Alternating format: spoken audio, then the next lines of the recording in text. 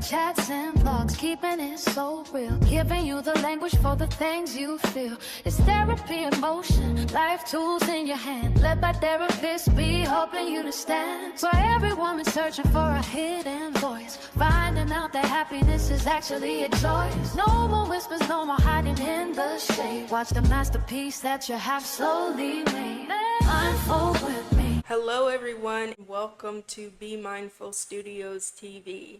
I'm so glad you're here. This is our first episode. I've been thinking about this, dreaming about this. With the grace of God, we're finally here. Finally have the YouTube channel, finally have the time to actually sit down and do these videos. In this first episode, we're going to be talking about the psychology titles that we hear thrown around. It's common to be confused about who to go to, who to talk to. Ultimately, I'm here to deliver information so you can make an informed decision.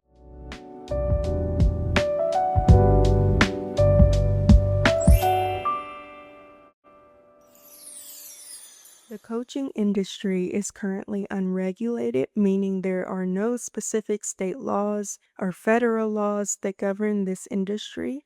There's no minimum requirement to enter the field, meaning that anyone can enter. Anyone can call themselves a coach. Anyone can practice as a coach. On the other hand, therapy services is a regulated healthcare service.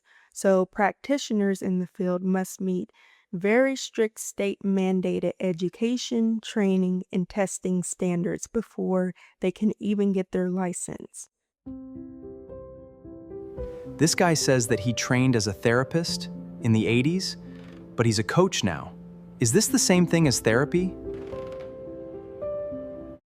So the short answer to the question is no, and it does not matter if they had experience 10 years ago, 20, 30 years ago. If they are not sitting with an active license currently, they cannot do therapy with you. So when they are saying they are doing coaching services, that is what they are doing, coaching services. So anyone implying that they have clinical authority when they do not have an active license is misleading the public. What if the coach has a PhD in psychology? If I work with them, is that the same thing as therapy? So similar to the last question, if the person does not hold an active license, they cannot call themselves a therapist. I know this can be very confusing, but having a PhD in psychology does not automatically mean that someone is a psychologist or therapist. So there are a lot of subdisciplines within psychology. So just because someone is saying that they have a degree in psychology, a PhD in psychology, it doesn't mean that they were trained to be a clinical practitioner. There is organizational psychology, which is workplace psychology. There is educational psychology. The list goes on. So it's very important for people who hold a psychology degree to be very transparent about their training, because there are a lot of non-clinical pathways within psychology. So because I love visuals, let's get into the visuals of what could possibly happen if your information is not protected by HIPAA. Joseph Smith did a session with me. We worked together on his relationship. Really? Joseph Smith sat down with you? Yes! It's all part of the process. She is on national TV right now talking about our session. Can we at least sue her for damages or something?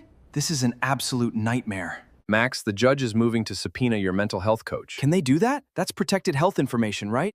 So when you are talking to a healthcare worker, it's harder to subpoena healthcare records. I'm not saying they don't get subpoenaed, because they do. There are instances where they can get subpoenaed by a judge. And even if your notes were to get subpoenaed by a judge, most of the time your therapist is trained to write their notes in a way that can still protect your confidentiality. Now, when you are in the coaching space, it being unregulated, now you guys are going to have to talk to an attorney to get clarification with this, but what I can tell you is they are not under healthcare laws. So I don't know in the instance of people signing NDAs. I can't get into all that legal jargon because I'm not an attorney, but what I can tell you is when you're in a coaching relationship, it's not a healthcare protected field. So HIPAA does not apply to this. That's what I can tell you. Okay, Therapist B, I think the audience gets the point. Coaching isn't a regulated healthcare practice. If you are licensed, if you are practicing with the public, it should be no problem to show your degrees. I've worked in military settings where we have to have our degree on the wall, we have our license on the wall. Private practice settings, the license is somewhere in the room. Even at the associate level, your credentials got to be in the room.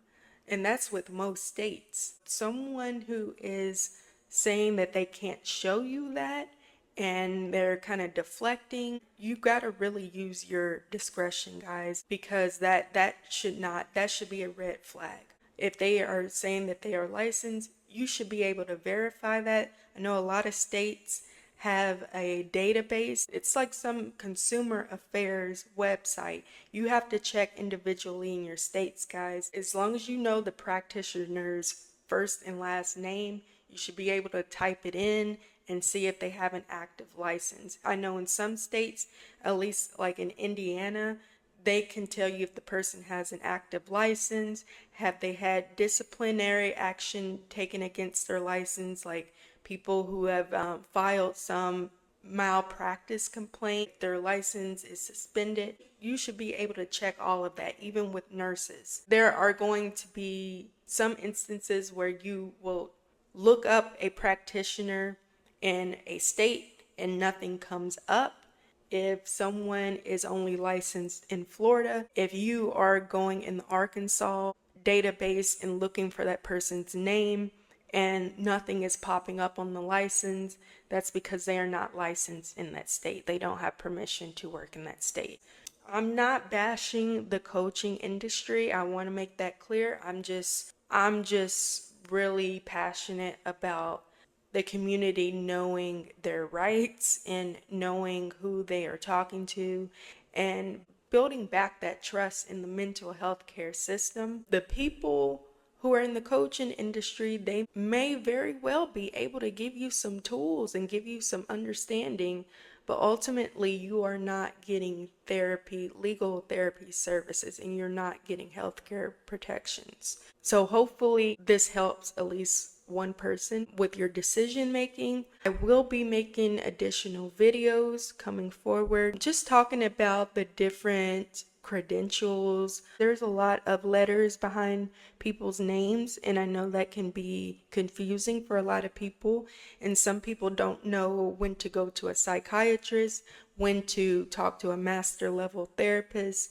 when to go to a psychologist. So hopefully making these videos can help alleviate some of that confusion so you can know where to go and save some time. So I will be releasing those videos when possible, and I hope you guys found this video enjoyable. If you like this video, please hit the like button, subscribe to join the Mindful Tribe, and I will talk to you guys later.